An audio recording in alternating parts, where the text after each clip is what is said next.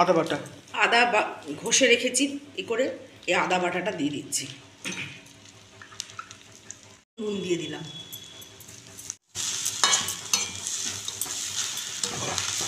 নুন আর আদাটা ভালো করে মিশিয়ে নিচ্ছি চালের সঙ্গে। চালটা যে ভাজছি তার সঙ্গে ভালো করে একটু মিশিয়ে দিলাম আদা আর নুন। এখন একটু গোলমরিচ দিয়ে দিচ্ছি।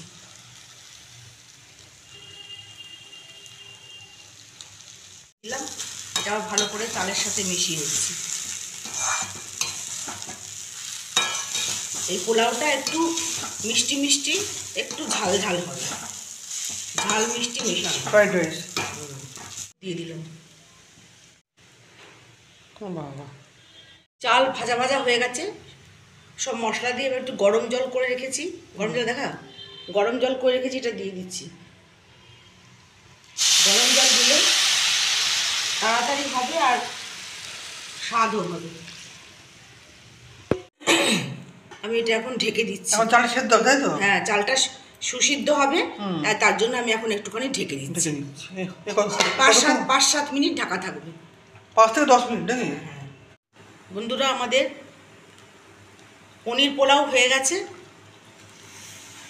আমি কাজু আর কিশমিশ দিয়ে দিচ্ছি।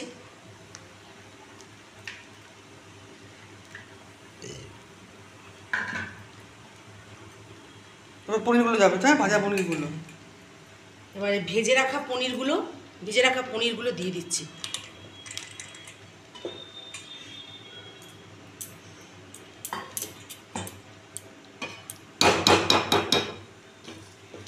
একে ঘেটে দেবো এরকম। হ্যাঁ, মিশাও।